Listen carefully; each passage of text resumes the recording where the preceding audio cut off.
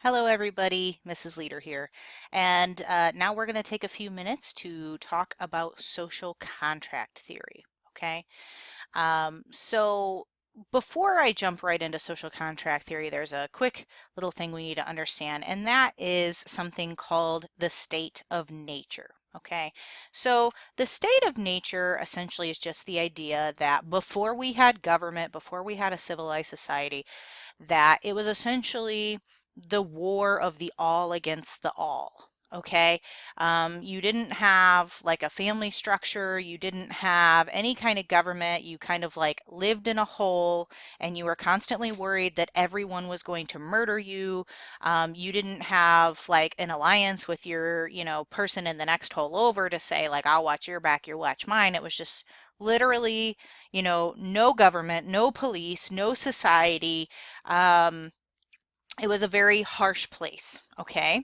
And so basically, political philosophers have thought, well, if that's what it was probably like, eventually we had some kind of society evolve. And there's four real theories of how we ended up coming out of this. And the first three, I'm not going to go into very much detail because it's not as important for you to know them, but I want you to know that there are other theories. First is the force theory, which is basically just the idea that somebody, bullies someone else in by force. Eventually, they build an army and they make a government by forcing people. When somebody says, "Oh, you in what army?" They're like, "Oh, this one." And then you go, "Okay." Number two is evolutionary theory. So this is the idea that we just kind of had a society evolve because it's similar to a family structure. And then lastly, the divine right of kings, which is just the idea that God chose a certain family to rule. This is the one that prevailed for actually a very long time. And it was hard to fight against because, well, if God picked this person to rule, then who am I to argue with what God wants was kind of the idea for a long time. But eventually, in about the 1700s, we have a few different political philosophers. John Locke, Thomas Hobbes, and Jean-Jacques Rousseau came about, and they all kind of separately and together and kind of built on this idea called the social contract.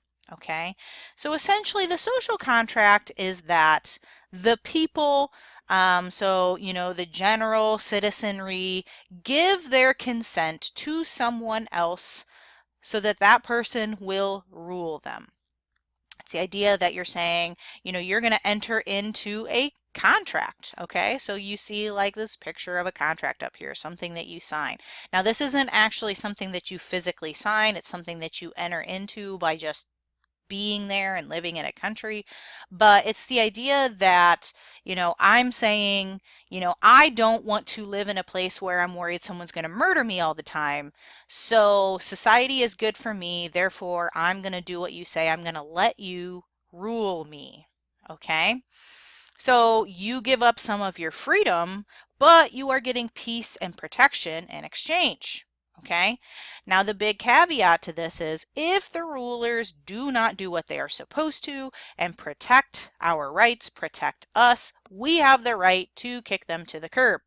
Okay, and the way that you often do this, the way that you boot them out is by revolting. Vive la revolution! Okay,